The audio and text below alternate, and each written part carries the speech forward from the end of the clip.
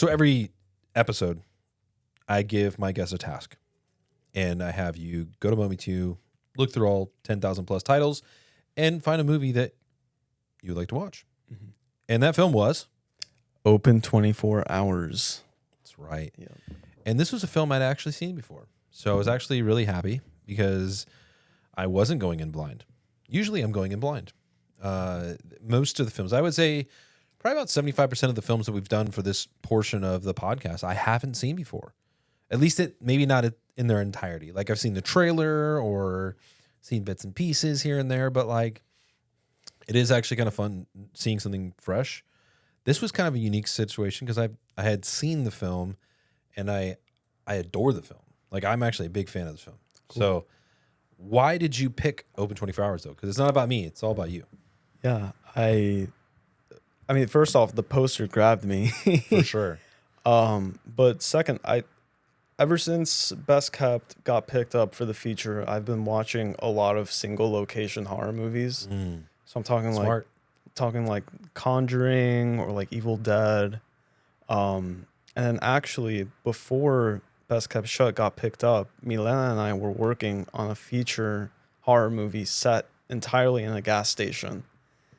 Like in a gas station convenience store, Wow. like Open 24 Hours. Yeah. So for me, it just felt like such a obvious choice for me to pick this film. You know, we're talking like single location, primarily at this gas station, small cast, and just like great slasher set pieces. Yeah, I had a ton of fun with this film. Yeah, It was such a fun watch. Mhm. And obviously we don't want to spoil it or anything for anyone else, but if you haven't seen this film, it is a must watch. It's not just one of those films that you can watch only during Halloween, right? It's not that type of film. Like you could literally watch this type of horror film throughout the entirety of the year. It is incredible. And it's also kind of relatable too, because if you've ever gone to one of those gas stations in the middle of nowhere in the woods or whatever, like they're kind of sketchy. Mhm. So like just to imagine all this stuff going on is just crazy. Like imagine if you were a person going to that gas station, like, and that was a real thing, like having that go on while you're there, you're like, oh shit, like really throw you off. So no, incredible. I'm glad you picked it. As far as the storyline for you, like if you were directing this film or making this film, how was that for you? How was the storyline in your mind? Yeah, I think what made this film kind of stand out for me was that it wasn't just a typical slasher film. There was also like a psychological element to it, with the protagonist not being able to really discern reality from hallucination. So for me, like that was an element that I really liked, because on top of just like getting the slasher kills, it's again just like a twisted psychological element to it, where anytime something freaky happens, it's not exactly clear what the ramifications of it are, which makes it even more disorienting. For sure. So I had a lot of fun right with off the bat too. Yeah. Like, right off the bat. That really surprised me, because I mean the film starts off and it's like, okay, this is what this film's gonna be like. Okay, yeah, I'm settling into it, and then like 10 minutes in, I was like, oh, like Did you jump on that one? yeah, It got me. Yeah, like it really just like kept me awake. I was like, oh, like this is that kind of film. Yeah. Like, oh, that got intense real quick. Uh-huh. Yeah. Mm-hmm. Yeah, all I'll say is bathroom.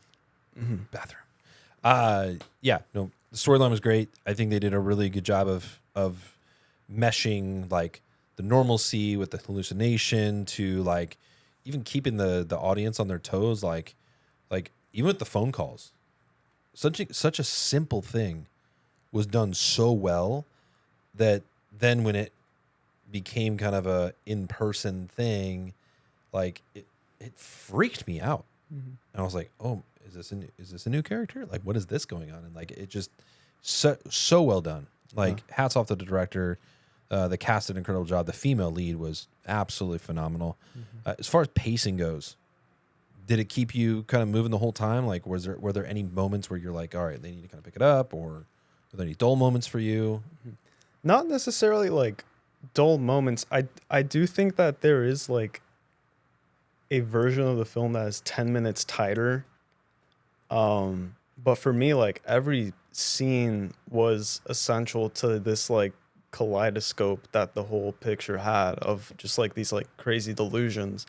And also, I think another thing that was really great for the pacing was there was always like a steady flow of new characters walking into the gas station. For sure. And that was like also part of the fun for me, was just like seeing these kind of like character bits come in of like, okay, we have like this creepy guy who's kind of like hitting on the protagonist, and then you have like the nice coworker, and then there's the cop who shows Yep. up at like the most surprising moments. Yeah. So for me, there was And then there's the best friend, and then there's the what's it called, like the guy that checks in her, like the he's a cop, but he's a, what do they call themselves? he was like a parole officer. Parole officer. There Yeah, you go. yeah. PO. Yeah. You got a PO, and then you had like the random other dude that comes in. Then you have also all the hallucinations and all that stuff. So I mean, just so much character. I would say even character depth without going into backgrounds of any character, which I thought was really well done in the character sense. That is very tough to do, especially on an indie budget. Like, you don't have much time to give that background. But I felt like even when you get to the room, like I'll just say it like that, in the room that is in the back, the people that are there, like there's so much depth that I felt from each character, from the lead to the other two that are there, and then obviously the antagonist, and like just I felt like I knew them very well. Yet there wasn't a lot of time to get to know them. Yeah. So Yeah, I I'm mean, not sure if that. Yeah, I think it's like, you know, a combination of just like great character traits, great performances and like direction. But then yeah, it is very it's so impressive to be able to do that without having every character go, "Oh, this is my trauma, this is my backstory." The film just kind of like effortlessly introduces a character, you know right away who they are and like what their stock traits are, and then being able to play with that, I think it's just, yeah, it's clearly made by like filmmakers who understand the tropes and the language of cinema. Yeah. Definitely. And you mentioned or touched on the set, a single location. Very smart. Now, this was kind of a 2 location, 3 if you want to count the car. So kind of, but mainly I would say about 85% of the film is at this gas station. Super smart, cost efficient. How was that for you? Like how were the aesthetics of the set, and like even though all the little details of like all the convenience snacks and everything, and like even to the detail of the buck. How was everything severed? Like, would you have done anything differently? I think, and I loved like the way that they used the neon lighting throughout the store, and specifically like how that helped with the geography. Like I knew we would be in the back of the store because there would be like a pink neon sign there. So I think they were very wise with how they did that. But then also like I think a convenience store is just such a eye-popping location for just like all the kind of snacks on the shelves. They like at one point there's a character that picks up like a jar of what is it, pig tongues or something like that. Pickled items. Yeah, yeah. And so like I just love, you know, how they implement those things. You know, there's moments where they knock shelves over. And just like the lighting, like there were like again back to like the colorful neon. There were like elements of like Suspiria in their like weird like expressionistic lighting that I loved. Yeah. I hope they got that scene done in one take with the knocking over all the aisles. Could you imagine? Like, all right, reset. You're just like all the grips are like, fuck. Yeah, like gotta pick up all the snacks, like You- put everything back yeah. exactly how it Can was. you imagine the focus puller being like, focus was soft, we gotta do it again. Oh man. That'd have been brutal. Yeah. So, jump scares, gore, psych horror, a lot of things going on. How were all those pieces for you? I think all super strong and effective. A bit more CGI blood than I would have liked. But I mean, when they use actual blood, it gets bloody. Yeah. And Like the hammer. yeah, no, there were moments where I was like, "Oh, they went there." Like I was shocked. We watch a lot of horror movies, and so I think like we get kind of like desensitized to them. But there's moments in this movie that very like struck a nerve. Yeah. I mean, the practical effect with the bag, Yeah, dude, that's commitment. yeah, and just like great, like amazing standout visuals as well. Of like, there's a person on fire in the rain. That was such a great. Yeah. That was such a great striking visual.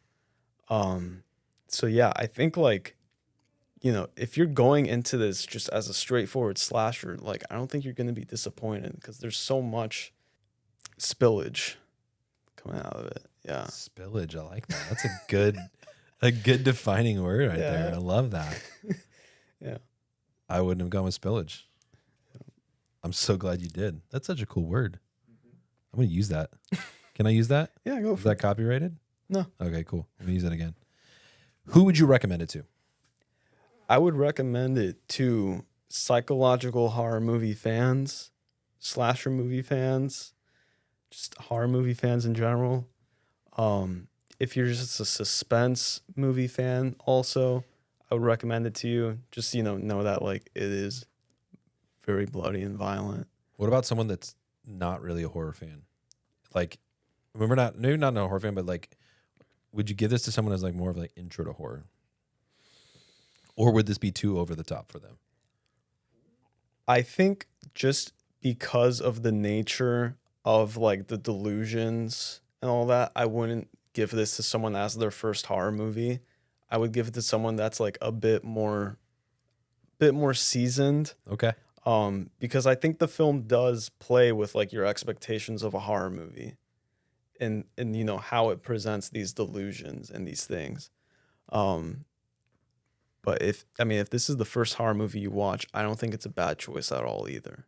Yeah, no, I agree. Yeah. It's definitely something it's intriguing enough. There's enough relatability, and it could definitely rock someone at the same time too. Maybe not. Maybe want them to not want to watch any more horror films, Yeah. but it also was subtle enough to where like some of the moments were like, all right, like I kind of knew that was going to happen, right? Like I don't want to say what, but I just know there were moments like when I was in the very beginning, I'm like, oh, okay, that's happening, so that's going to happen again, or that's being introduced, so that's going to happen. I'm just like, okay, something's going to be there, whatever. But really well done. Like I don't remember the name of the director, but phenomenal work for this team, and I really, really, really enjoyed the female lead. So I'd have to say that.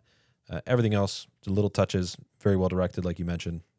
Big fan. So I'm really happy you chose this because I got to watch it again. Yeah. Like, that was the coolest part, is like being able to watch it again, get a second eye on it and all that stuff. And I loved it just as much as the first time. So That's awesome. yeah. Yeah. So highly recommend watching Open 24 Hours. If you haven't seen it yet, go download Momi 2. Check it out.